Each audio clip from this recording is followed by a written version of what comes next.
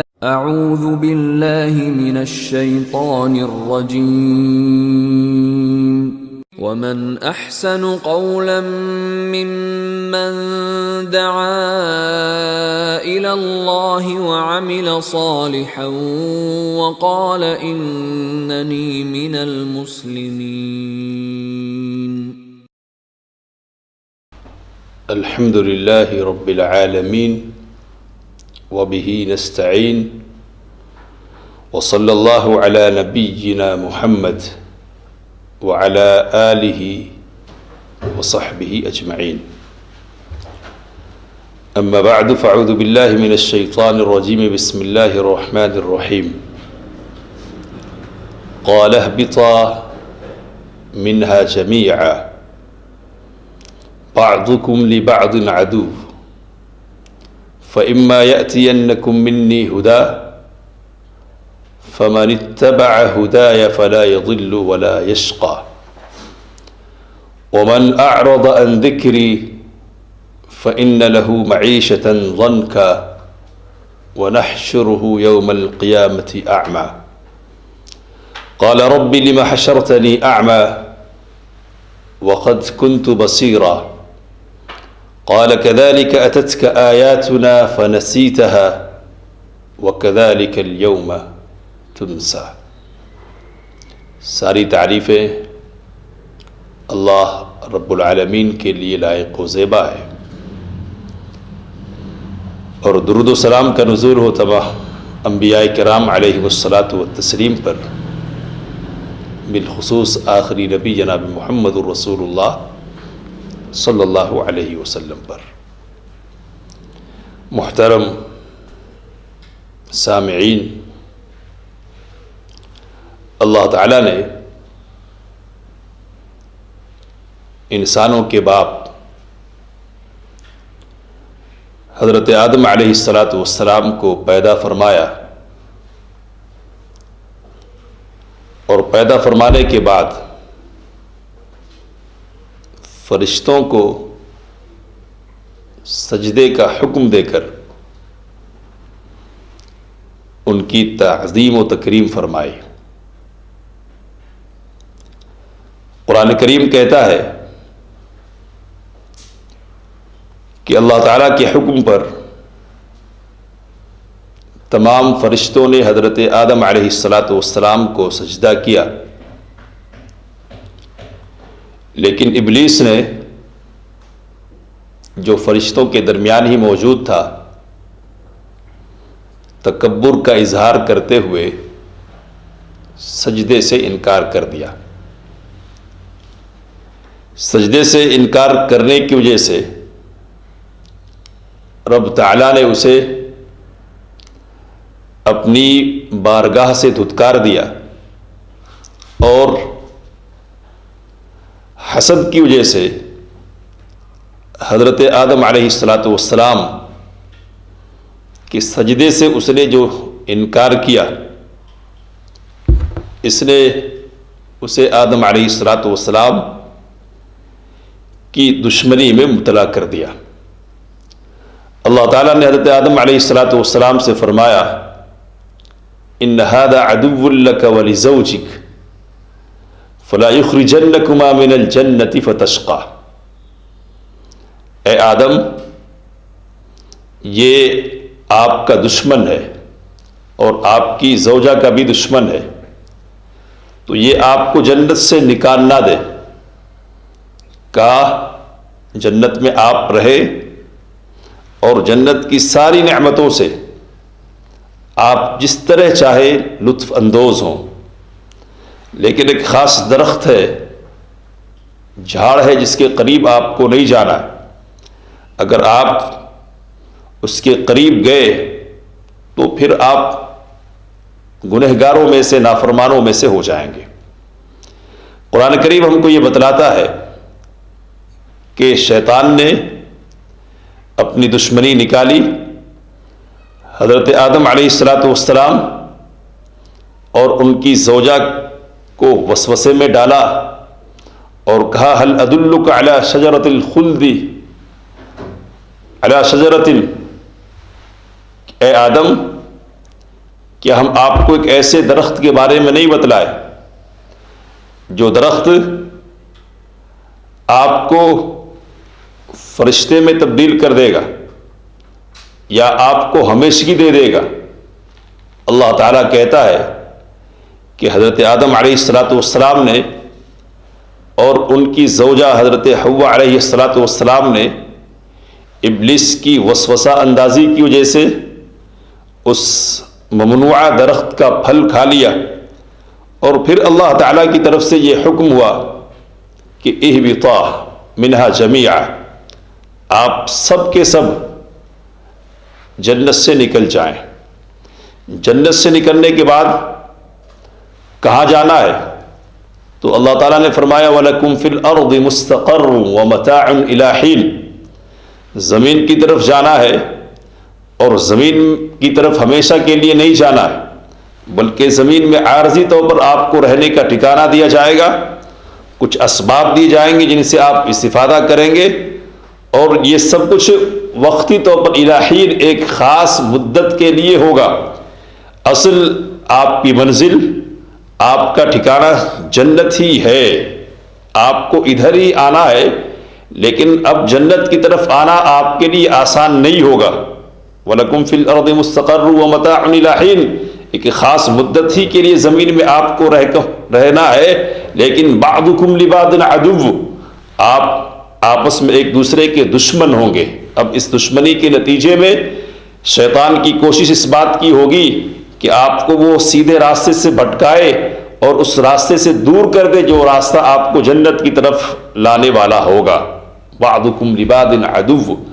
تو جب شیطان کی طرف سے ایسی کوشش ہوگی اور اس کی کوشش کے نتیجے میں آپ اور آپ کی اولاد سیدھے راستے سے ہٹ جائے گی، تو فَإِمَّا يَأْتِيَنَّكُم مِّنِّي هُدًى، میری طرف سے ہدایت کا انتظام ہوگا، میں رسولوں کو بھیجوں گا اور کتابیں اتاروں گا۔ فَإِمَّا يَأْتِيَنَّكُم مِّنِّي هُدًى، تو جب ہدایت کا نزول میری طرف سے ہو، فَمَنِ اتَّبَعَ هُدَايَ، جو شخص میری ہدایت کی پیروی کرے گا وہ نہ گمراہ ہوگا اور نہ ہی بدبختی میں پڑے گا، بدقسمتی کا شکار ہوگا۔ اللہ تعالیٰ نے آدم علیہ السلام کو جو بات سمجھائی تھی کہ ابلیس اپنی دشمنی نکالے گا اور اس سے آپ کی دشمنی رہے گی، ابلیس نے دشمنی نکالی۔ پہلے تو حضرت آدم علیہ السلام کو جنت سے نکلوایا، اور پھر ان کی اولاد کو بھی جنت سے دور کرنے کی محنت اس نے شروع کی، اور اس سلسلے میں اللہ تعالیٰ سے اس نے وعدہ کیا کہ اے اللہ مجھے مہلت دے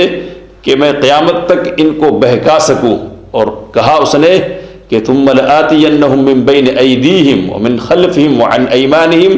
وعن شمائلہم ولا تجد اکثرہم شاکرین، کہ میں ان کے پاس آگے سے، پیچھے سے، دائیں سے، بائیں سے، ہر طرف سے آؤں گا اور ہر طرف سے ان کو گمراہ کرنے کی کوشش کروں گا، اور اے اللہ تو ان میں سے اکثر کو شکر گزار نہیں پائے گا۔ تو اس نے یہ وعدہ کیا تھا اللہ تعالیٰ سے، اور اس سلسلے میں اس نے مہلت لی تھی۔ اس نے اس مہلت سے فائدہ اٹھانے میں کوئی کسر نہیں چھوڑی، اور اول روز سے وہ اپنی اس محنت اور کوشش میں لگ گیا کہ کس طرح حضرت آدم علیہ السلام اور ان کی اولاد کو جہنم کی طرف لے جائے۔ اللہ تعالیٰ نے قرآن کریم میں ارشاد فرمایا یا ایھا الناس ان الشیطان لکم عدو فاتخذوہ عدوا، اے لوگو شیطان تمہارا دشمن ہے، اس کو دشمن ہی بنائے رکھنا۔ انما یدعو حزبہ لیکونوا من اصحاب السعیر، وہ اپنی پارٹی کے لوگوں کو دعوت دیتا ہے اس بات کی کہ وہ جہنمی ہو جائیں، جہنمیوں میں سے ہو جائیں۔ تو جہنمیوں میں سے کرنے کی کوشش اس کی طرف سے مسلسل جاری ہو گئی، اور مسلسل جاری رہنے والی ہے قیامت تک۔ ایک آن کے لیے اور ایک لمحے کے لیے بھی وہ غافل نہیں ہے، ہر وقت اس کی طرف سے یہ کوشش ہو رہی ہے۔ اس کوشش میں اس نے سب سے پہلے کامیابی حضرت نوح علیہ السلام کی قوم کے ساتھ حاصل کی، جبکہ نوح علیہ السلام کی قوم کو اس نے اللہ کی عبادت سے دور کر کے غیر اللہ کی عبادت کے راستے پر ڈال دیا، بتوں کی عبادت کے راستے پر ڈال دیا، اولیاء اللہ کی عبادت کے راستے پر ڈال دیا۔ اور جب لوگ اللہ کی عبادت کو چھوڑ کر دوسروں کی عبادت کرنے لگ گئے دوسرے لفظوں میں صراط مستقیم سے ہٹ گئے، ہدایت سے دور ہو گئے، تو اللہ تعالیٰ نے اپنے کیے ہوئے وعدے کے مطابق حضرت نوح علیہ السلام کو مبعوث فرمایا، اور ان کے ذریعے سے لوگوں کی ہدایت کا سامان اللہ تعالیٰ نے کیا۔ یہ ہدایت کا سامان کرنا اور ابلیس کی طرف سے گمراہی کی کوششوں کا جاری رہنا ہر دور میں جاری رہا، اور اللہ تعالیٰ بھی ہدایت کا سامان کرتا رہا، یہاں تک کہ اس سلسلے کی آخری کڑی بن کر ہمارے رسول محمد الرسول اللہ صلی اللہ علیہ وسلم اس دنیا میں تشریف لائے، اور اللہ تعالیٰ نے آپ کو قرآن مجید کی شکل میں کتاب ہدایت دی۔ قرآن اللہ تعالیٰ کی آخری کتاب ہے جو اس نے لوگوں کی ہدایت کے لیے، قیامت تک کے لیے لوگوں کی ہدایت کے لیے نازل فرمایا ہے۔ اب نوع انسانی کی ہدایت اور جنت میں ان کے جانے کا راستہ قرآن کریم سے ہی ہو کر جانے والا ہے۔ اللہ تعالیٰ نے قرآن کریم کو نازل کر کے اس کا ایک سرا زمین کی طرف لٹکا دیا ہے، اور ایک سرا اللہ تعالیٰ کی طرف ہے، آسمان کی طرف ہے۔ جو اس سرے کو تھام لے گا وہ سیدھے راستے پر ہوگا۔ نبی اکرم صلی اللہ علیہ وسلم نے اپنے خطبہ حجۃ الوداع میں فرمایا تھا، انی تارک فیکم ثقلین، لوگوں میں تم میں دو مضبوط چیزیں چھوڑے جا رہا ہوں، احدہما کتاب اللہ، ان میں سے ایک چیز اللہ کی کتاب ہے، ومن اتبعہ کان علی الہدی، جو اس کی پیروی کرے گا وہ ہدایت پر ہوگا، ومن ترکہ کان علی ضلالہ، اور جو اس کو چھوڑ دے گا وہ کسی بھی قسم کی گمراہی میں جا سکتا ہے۔ تو ہدایت صرف قرآن میں ہے۔ قرآن اللہ تعالیٰ کی آخری کتاب ہے، ایسی کتاب ہے کہ جس میں اللہ نے ساری برکتیں اور ساری بھلائیاں جمع کر دی ہے۔ دنیا اور آخرت کی کوئی بھلائی ایسی نہیں ہے کہ جو اس قرآن مجید میں موجود نہیں ہے۔ اللہ نے اس کو بابرکت بنایا اور کہا کہ ایک حرف جو اس کا پڑھے گا اس کو 10 نیکیوں سے نوازا جائے گا۔ اور ترمذی کی روایت ہے کہ نبی اکرم صلی اللہ علیہ وسلم نے واضح فرمایا کہ ایک حرف سے مقصود یہ نہیں ہے کہ الف لام میم ایک حرف ہے، بلکہ آپ صلی اللہ علیہ وسلم نے کہا بل الف حرف، بلکہ الف ایک حرف ہے، ولام حرف، لام ایک حرف ہے، ومیم حرف، میم ایک حرف ہے۔ یعنی الف لام میم اگر کوئی شخص پڑھتا ہے اور کہتا ہے تو اس کو 30 نیکیاں اللہ تعالیٰ کی طرف سے دی جاتی ہے۔ دنیا کی ساری بھلائیاں اس میں ہے۔ اللہ نے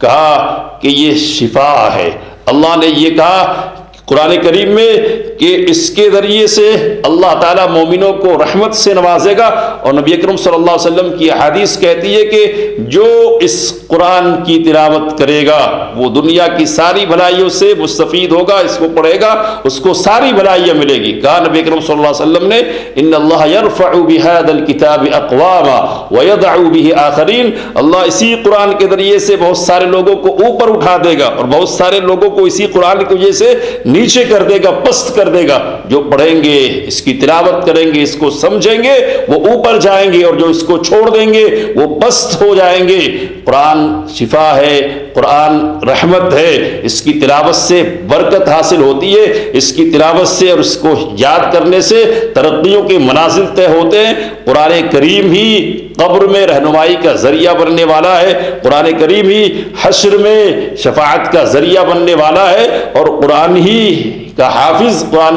کریم کا ہی حافظ قیامت کے دن اس لائق ہوگا کہ اللہ تعالیٰ کی طرف سے اس کو کہا جائے گا کہ پڑھتا جا اور چڑھتا جا، جو آخری آیت تو پڑھے گا اس آخری آیت تک تیری منزل ہے اور تیرا ٹھکانہ ہے۔ تو یہ اعزاز دیا جائے گا، ایک خاص قسم کی بادشاہت سے اس کو نوازا جائے گا، دائیں ہاتھ میں بادشاہت دی جائے گی اور بائیں ہاتھ میں ہمیشگی دی جائے گی۔ ایسا جوڑا اس کو پہنایا جائے گا کہ جس جوڑے کی روشنی میں سورج اور چاند کی روشنیاں مان پڑ جائیں گی، اور اس کے والدین کو بھی خاص طور پر نوازا جائے گا۔ یہ ساری چیزیں ہوں گی۔ تو قرآن دنیا میں بھی رہنما ہے اور آخرت میں بھی کامیابی اور نجات کا ذریعہ ہے۔ میرے بھائیوں، میرے بزرگوں، قرآن کریم ذریعہ نجات ہے، قرآن کریم شفا ہے، قرآن کریم برکت ہے۔ یہ ساری چیزیں قرآن کریم سے اس وقت حاصل ہوں گی جبکہ ہم اس کو کتاب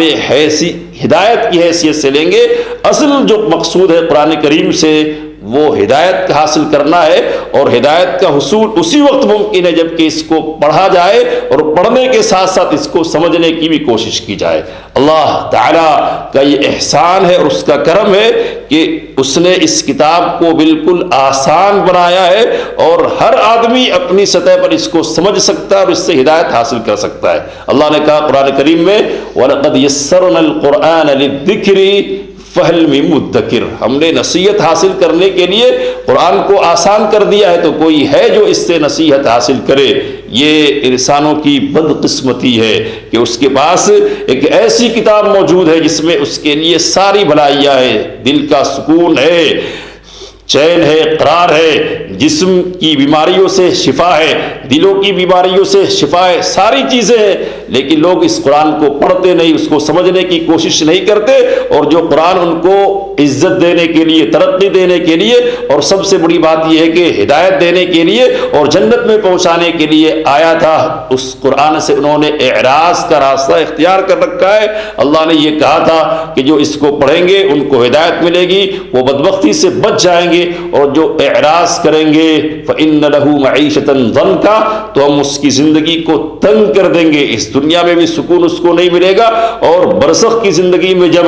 فرشتوں سے سامنا ہوگا تو وہاں بھی اس کے لیے پریشانی ہوگی، وہ سوالات کے صحیح جوابات نہیں دے سکے گا، اور قیامت کے دن جب ایسا شخص اٹھے گا تو اللہ نے کہا وَنَحْشُرُهُ يَوْمَ الْقِيَامَةِ أَعْمَى، قیامت کے دن ہم اس کو اندھا بنا کر اٹھائیں گے، وہ کہے گا رَبِّ لِمَ حَشَرْتَنِي أَعْمَى، میرے پروردگار تو نے مجھ کو اندھا کیوں اٹھایا، وَقَدْ كُنْتُ بَصِيرًا، میں تو دیکھنے والا تھا، میرے پاس آنکھیں تھی۔ رب کی طرف سے کہا جائے گا كَذَلِكَ أَتَتْكَ آيَاتُنَا فَنَسِيتَهَا وَكَذَلِكَ الْيَوْمَ تُنْسَى، ہماری آیتیں تمہارے پاس آئی، تو نے ان کو بھلا دیا، پس پش ڈال دیا، ان کو پڑھا نہیں، تو آج تو بھی اسی طرح فراموش کر دیا جائے گا جس طرح تو نے قرآن مجید کو بھلایا اور فراموش کیا۔ آخرت میں یہ ناکامی کا منظر قرآن مجید کو چھوڑنے کی وجہ سے ہمارے سامنے ہوگا۔ کون ہے ہم میں جو یہ نہ چاہتا ہو کہ اس کی دنیا کی زندگی بھی اچھی رہے، قبر میں بھی اس کو راحت ملے، اور حشر کے دن بھی اس کو نجات اور کامیابی نصیب ہو؟ یہ ساری خواہشیں اپنی جگہ پر ہے، اور ان ساری خواہشوں کا حصول صرف اور صرف قرآن کریم کے ساتھ وابستہ ہے۔ آئیے ہم کوشش کرتے ہیں کہ ہم کتاب اللہ کو پڑھیں گے اور اپنی استطاعت پر اس کو سمجھنے کی کوشش کریں گے۔ اس کوشش کا آغاز اللہ کی توفیق سے ہم آج کرنے جا رہے ہیں۔ اس حیثیت سے قرآن مجید کو ہم پڑھیں گے کہ یہ ہدایت والی کتاب ہے، اور اس کے ذریعے سے اللہ کی اس ہدایت کو حاصل کریں گے کہ جو ہدایت ہم کو جنت میں لے جائے گی، اور جس ہدایت کے لیے اللہ نے اس قرآن کو اتارا ہے، اور جس ہدایت کا وعدہ اللہ نے ہمارے باپ حضرت آدم علیہ السلام سے فرمایا تھا، اللہ نے اسی وعدے کے مطابق قرآن کو اتارا ہے۔ قرآن موجود ہے، ہم اس کو پڑھیں گے، آگے بڑھیں گے، اپنے دشمن کو ناکام کریں گے، اور اللہ تعالیٰ کے بتائے ہوئے راستے پر چل کر اپنی اصل منزل اور اپنے اصل ٹھکانے کو پہنچ جائیں گے۔ اللہ تعالیٰ ہم سب کو اس کی توفیق دے، قرآن کو ہم سمجھے، پڑھے، اور اس کو ہدایت کا ذریعہ بنائے۔ آمین۔ وآخر دعوانا ان الحمد للہ رب العالمین۔